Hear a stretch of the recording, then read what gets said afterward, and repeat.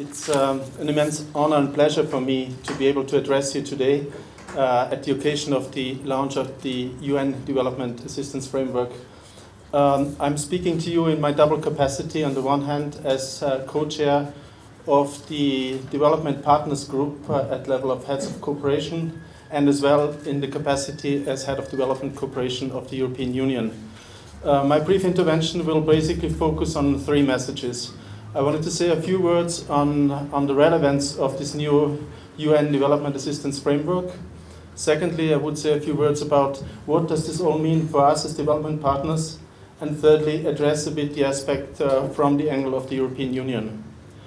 Let me first start by congratulating the United Nations and all its agencies and all its staff, and as well the government of Kenya, for having put together such a well-crafted and compelling framework. And I think it is even more relevant now because of the timing of this document, and this framework is actually fantastic for three reasons. First of all, it fits perfectly into all the new, just approved government policy priorities, notably the Big Four, but as well the MTP3, and these two, of course, go hand in hand and go together. So buying in and aligning to such a policy and strategy put forward by the government comes perfect in terms of timing. Secondly, the Sustainable Development Goals are, of course, always in the forefront of the work of the United Nations, and this document is as well fully aligned, and the leaving nobody behind as the mantra, so to say, of the United Nations, I think is truly reflected in this document. And thirdly, I think it is important as well to mention that the recently approved UN reform is truly reflected and goes hand in hand with this document, because this reform basically focuses on increased accountability, it focuses on more results in delivery, and it gives a strong role and presence of the resident coordinator. And if you allow me to say, in my own experience, having been here for 10 months now in this country, that I think SID already has been living and implementing and breathing this role, this new role that is being given to other resident coordinators in the future. I think you have been an example how to steward and to guide actually the work of the UN here in the country. And I think this is truly reflected as well in this document, and I think you deserve a round of applause for that.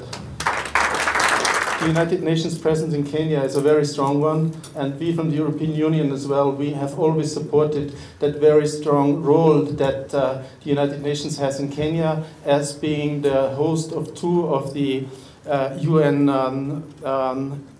centers for environment and as well for habitat. And we want to acknowledge as well that this is something that is important to us, and as well that the functions that all these regional hubs and regional centers have for the UN, for Kenya, but beyond that for the region and for the global work. And I think that needs to be recognized as well in this context.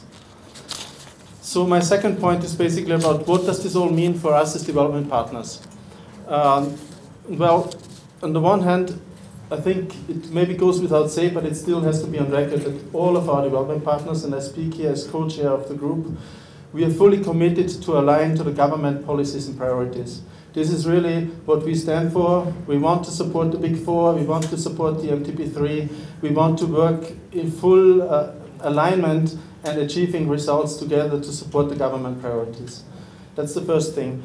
But then the UNDAF framework, I think, gives us a fantastic opportunity and a perfect framework for further coordination and cooperation amongst development partners. And I think it opens the door really for this kind of triangular cooperation between development partners, the government of Kenya, and the UN agencies and the whole United Nations family in delivering as well. And I think it is important that this framework does not remain a framework, but is actually being implemented.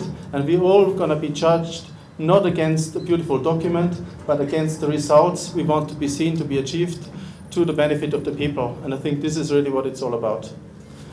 And in this respect, I think this document and what we as development partners, I think, would like to see is really that it can be a basis for reinforced policy dialogue with the government and for delivering to the benefits of results. Now, last but not least, just a few brief words when it comes to the European Union.